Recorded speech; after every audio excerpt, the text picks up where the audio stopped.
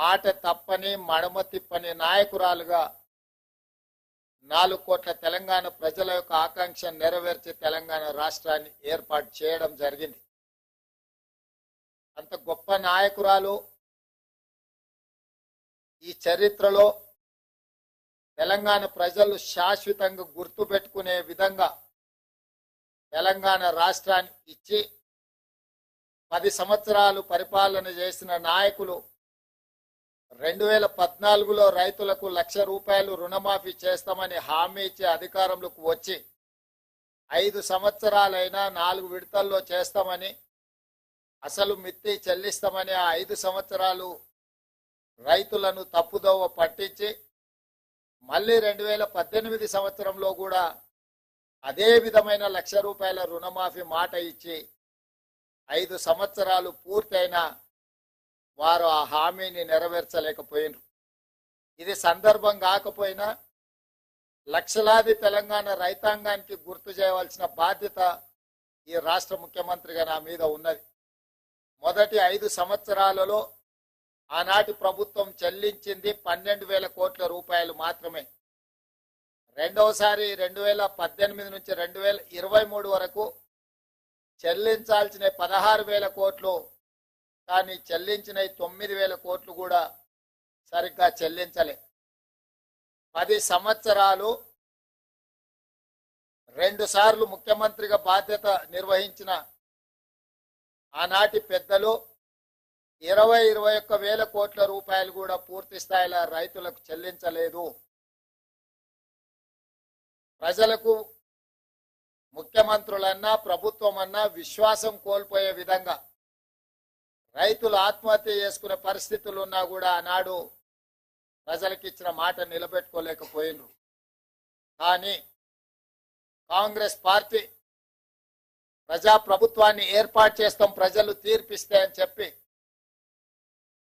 మే 6, 2022 నాడు ఇంతకుముందు ఎల్లయ్య చెప్పినట్టు వరంగల్ ఆర్ట్స్ కాలేజ్ మైదానంలో లక్షలాది మంది సమక్షంలో ఈనాటి లోక్సభ పక్ష నాయకుడు కాంగ్రెస్ పార్టీ మాజీ అధ్యక్షులు శ్రీ రాహుల్ గాంధీ గారు ముఖ్య అతిథులుగా పాల్గొని లక్షలాది మంది రైతుల సమక్షంలో వరంగల్ డిక్లరేషన్ పేరు మీద రైతులకు ₹2,00,000 రుణమాఫీ చేస్తామని మొట్టమొదట వారు హామీ ఇవ్వడం జరిగింది. రైతు డిక్లరేషన్ లో ఆ మాటను నిలబెట్టుకొని, ఆ మాటను గుర్తుపెట్టుకొని సెప్టెంబర్ 17, 2023 నాడు తుక్కుగూడ రంగారెడ్డి జిల్లా రాజీవ్ గాంధీ ప్రాంగణంలో శ్రీమతి సోనియా గాంధీ గారు 6 గ్యారంటీలను ప్రకటించి తెలంగాణ ప్రజలకు మన నాయకురాలు శ్రీమతి సోనియా గాంధీ గారు మళ్ళీ తెలంగాణ ప్రజలకు రెండవసారి మాట ఇచ్చిండ్రు.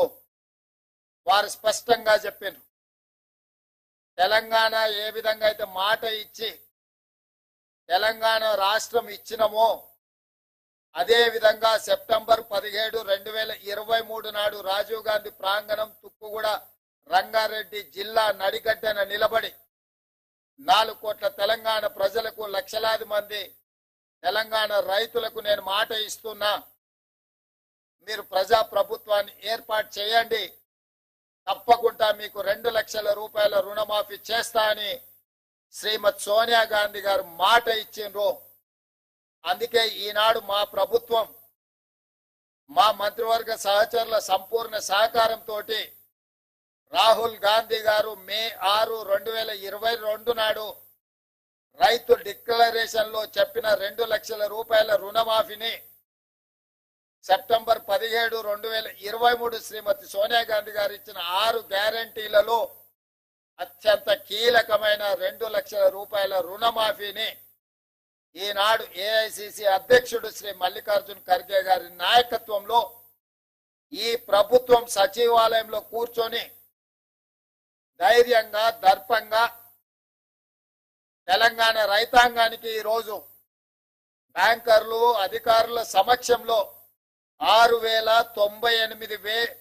6,098 కోట్ల రూపాయలను మొదటి విడతగా ₹1,00,000 వరకు అప్పున్న రైతులకు మొత్తానికి ఈ రోజు మీ ఖాతాలో జమ చేసి రైతు రుణ విముక్తి కలిగించి మీరు ఎలాంటి అప్పులు బ్యాంకులో ఉండకుండా మీ పాస్ పుస్తకాలు మీకు వచ్చే విధంగా ఈ రోజు కార్యక్రమాన్ని చేపట్టడం జరిగింది. సంపూర్ణంగా ఇది పూర్తి కావడానికి సహకరించిన మా అధికారులకు, మా సహచర మంత్రివర్గ సభ్యులకు తెలంగాణ రాష్ట్ర రైతాంగం తరఫున నేను కృతజ్ఞతలు తెలియజేస్తున్నా. ప్రజాప్రతినిధిగా ఒక జిల్లా పరిషత్ మెంబర్గా ప్రస్థానం మొదలుపెట్టిన నేను జిల్లా పరిషత్ చూసిన, శాసన మండలి ఎమ్మెల్సీగా పనిచేసిన, శాసన సభ్యుడిగా అసెంబ్లీలో పనిచేసిన, పార్లమెంట్ సభ్యుడిగా లోక్సభలో రాహుల్ గాంధీ గారు, సోనియా గాంధీ గారితో కలిసి పనిచేసిన ఈ 16 సంవత్సరాల సుదీర్ఘమైన రాజకీయ ప్రయాణంలో నా జీవితంలో మరుపురాని రోజు ఈ రోజు మీ సమక్షంలో ఉండి లక్షలాది మంది రైతులకు 2 లక్షల రూపాయల రుణమాఫీ చేసే భాగ్యము, గొప్ప అవకాశము నాకు కలిగింది. మీకు మనస్ఫూర్తిగా ఈ అవకాశం అందించినందుకు ధన్యవాదాలు తెలియజేస్తున్నా. ఇవాళ ఇందులో 12/12/2018 అంటే చంద్రశేఖరరావు గారు ఏ రోజైతే కట్ ఆఫ్ డేట్ పెట్టి 11/12/2018కి లాస్ట్ రుణమాఫీ చేస్తా అని చెప్పిండో ఆ తెల్లారి నుంచే ఏ ఒక్క రోజు కూడా వృధా చేయకుండా 12/12/2018 నుంచి మొదలు పెడితే 9/12/2023 సంపూర్ణంగా 5 సంవత్సరాలు కేసీఆర్ పరిపాలించిన సమయంలో రైతులు చేసిన అప్పును 2 లక్షల రూపాయల వరకు ఉన్న అప్పును మొత్తాన్ని చెల్లించాలి అని ఈ రోజు మా ప్రభుత్వం నిర్ణయం తీసుకొని డిసెంబర్ 9, 2023 కట్ ఆఫ్ డేట్ పెట్టుకున్నాము. డిసెంబర్ 9కు ఉన్న ప్రత్యేకత మీకు అందరికీ తెలుసు. తెలంగాణ రాష్ట్ర ఏర్పాటు ప్రక్రియను ప్రారంభించిన రోజు డిసెంబర్ 9. అదే విధంగా మన తెలంగాణ రాష్ట్ర కళ సాకారం చేసిన శ్రీమతి సోనియా గాంధీ గారి జన్మదినం కూడా డిసెంబర్ 9.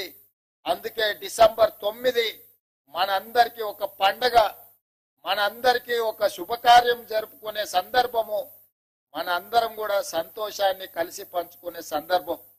అందుకే 3 తారీఖు నాడు ఫలితాలు వచ్చిన డిసెంబర్ 7 తారీఖు నాడు మేము అధికారికంగా ప్రమాణ స్వీకారం చేసిన డిసెంబర్ 9నే మనము కొలబద్దగా పెట్టుకొని రైతు రుణమాఫీ ఆ తారీఖు వరకు చెయ్యాలన్న ఆలోచనతోటి ఈ రోజు ఈ ప్రభుత్వం ముందుకు వచ్చింది.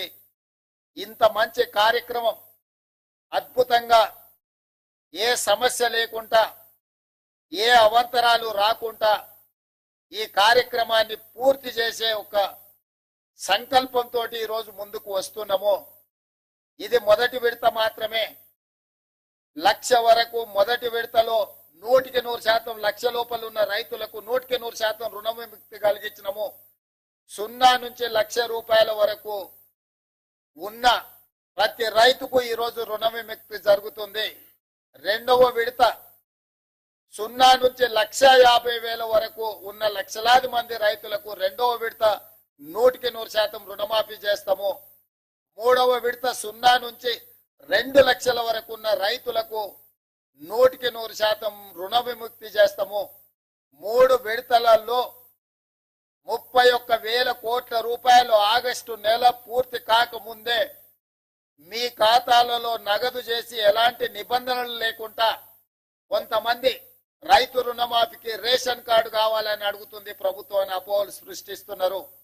లక్షలాది మంది రైతులు రైతు వేదికలలో ఎక్కడైతే హాజరైనరో రేషన్ కార్డు కుటుంబాన్ని గుర్తించడానికి మాత్రమే, రైతు రుణమాఫీ చేయడానికి రేషన్ కార్డు ప్రాతిపదిక కాదు. రైతు రుణమాఫీ చేయడానికి ప్రాతిపదిక మీకు భూమి ఉండాలి, భూమికి పాస్బుక్ ఉండాలి. పాస్బుక్ బ్యాంకులో పెట్టి మీరు రుణం తెచ్చుకుంటే, రైతు రుణం తెచ్చుకుంటే ఆ రుణాన్ని మాఫీ చేస్తాము. రుణమాఫీకి కొలబద్ద పాస్ పుస్తకమే తప్ప రేషన్ కార్డు కాదు. గ్రామాలలో ఉన్న మీ మిగతా రైతులందరూ కూడా కొంతమంది దొంగలు ఏదైనా దొంగ మాటలు చెప్తే నమ్మొద్దు అని చెప్పి స్పష్టంగా వాళ్ళకు ఒక అవగాహన కల్పించండి. ప్రతి రైతుకు ఉన్న అప్పును మాఫీ చేయడానికి అవసరమైన అన్ని చర్యలు చేపడుతున్నాము.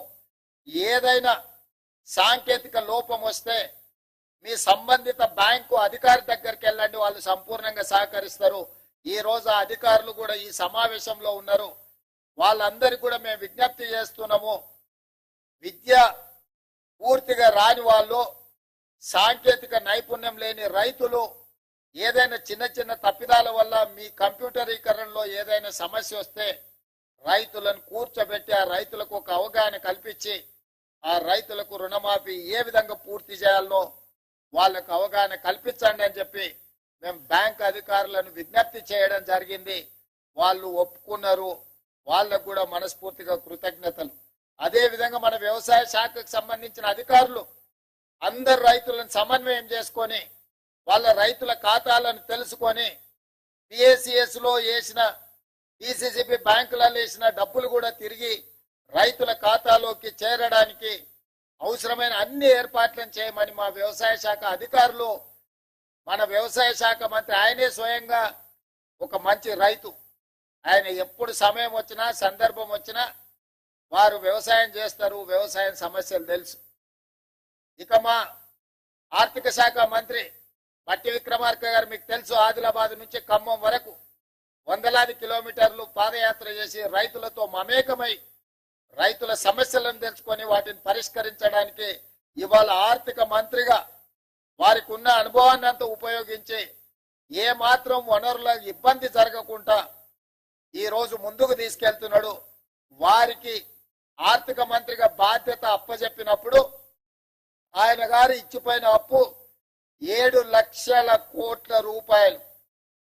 7 లక్షల కోట్ల రూపాయలు ఆయన గారు అప్పు చేస్తే పెద్దలు బట్టి విక్రమార్క గారు ప్రతి నెల 7,000 కోట్ల రూపాయలు మిత్తి కడుతున్నాడు.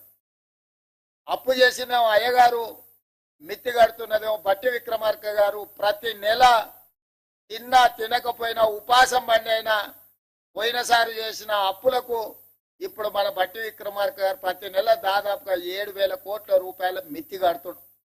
తెలంగాణ రాష్ట్రం వచ్చినప్పుడు సంవత్సరానికి 12 నెలలకు కలిపి కడుతున్న మిత్తి అప్పు 6,500 కోట్లు.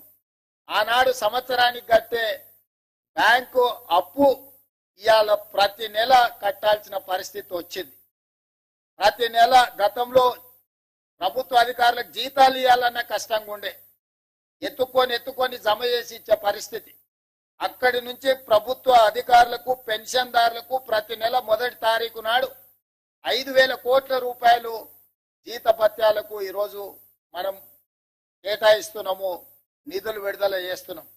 సరిగ్గా 7 నెలలు మనం మహాలక్ష్మి గాని, గృహజ్యోతి గాని, రాజీవ్ ఆరోగ్యశ్రీ గాని ఇట్లా వివిధ ఖాతాలకు వివిధ మన 6 గ్యారంటీలలో అమలు చేసిన 5 గ్యారంటీలకు ఇప్పటి వరకు 29,000 కోట్ల రూపాయలు మన ప్రభుత్వం ఖర్చు పెట్టింది. అంటే ఇన్ని రకాలుగా ఇబ్బందులు వచ్చినా సంక్షేమ పథకాలకు ఇప్పటికీ 7 నెలల్లోనే 29,000 కోట్ల రూపాయలు ఖర్చు పెట్టి ప్రతి నెల పోయిన ప్రభుత్వం చేసిన అప్పుకు దాదాపుగా 7,000 కోట్ల రూపాయలు మిత్తి కట్టుకుంటా ఇప్పుడు రైతులను ఆదుకోవాలి, రైతులకు ఇచ్చిన మాట నిలబెట్టుకోవాలి. మాట ఇస్తే మాట తప్పం, మడమ తిప్పము.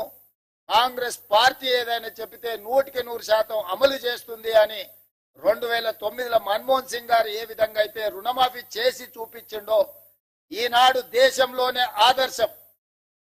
కొంతమంది ఎక్కడెక్కడి నుంచో వచ్చి ఒక ఆయన గుజరాత్ మోడల్ అంటాడు, ఇంకొక ఆయన ఇంకేదో మోడల్ అంటాడు. ఇవాళ ఈ దేశంలో ఉండే కోట్లాది మంది రైతులకు, రాజకీయ పార్టీలకు తెలంగాణ మోడల్ ఆదర్శంగా నిలబడబోతుంది.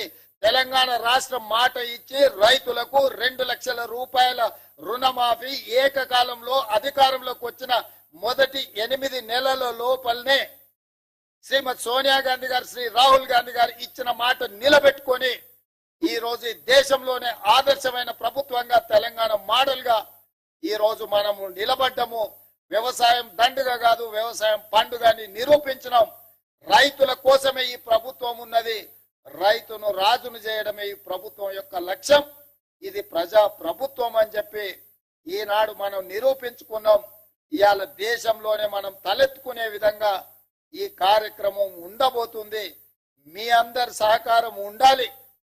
ఆనాడు సవాళ్లు విసిరిన వాళ్ళకి నా విజ్ఞప్తి ఒకటే, మిమ్మల్ని రాజీనామా చేయమని మేము అడగం. ఎందుకంటే మీరు ఎట్లాగూ పారిపోతారు మాకు తెలుసు.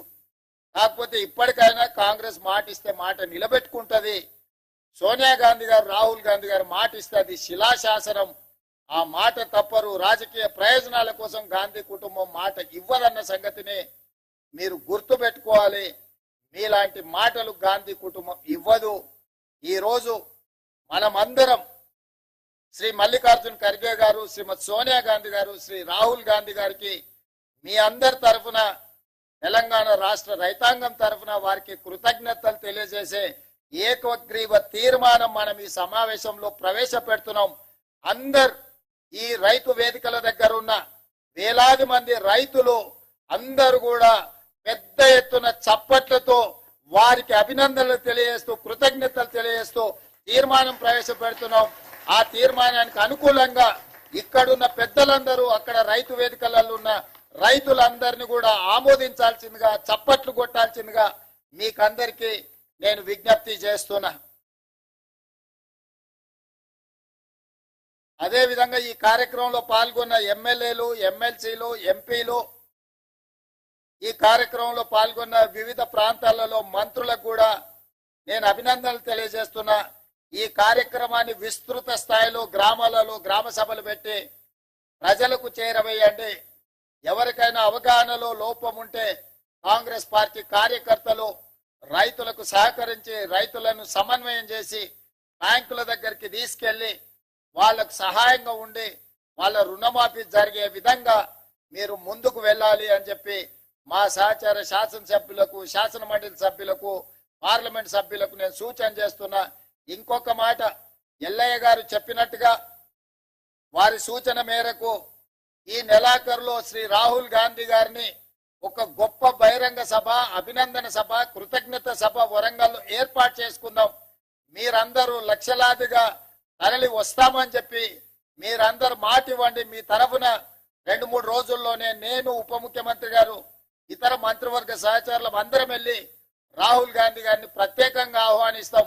ఏ వరంగల్ మైదానంలో, ఏ వరంగల్ గడ్డ మీద తెలంగాణ రైతాంగానికి మాట ఇచ్చినమో మాట నిలబెట్టుకున్న సందర్భంగా రాహుల్ గాంధీ గారిని ఆహ్వానించి మనం సంబరాలు చేసుకుందామని చెప్పి ఈ వేదిక ద్వారా రాష్ట్రంలో ఉన్న లక్షలాది మంది రైతులకు విజ్ఞప్తి చేస్తున్నా.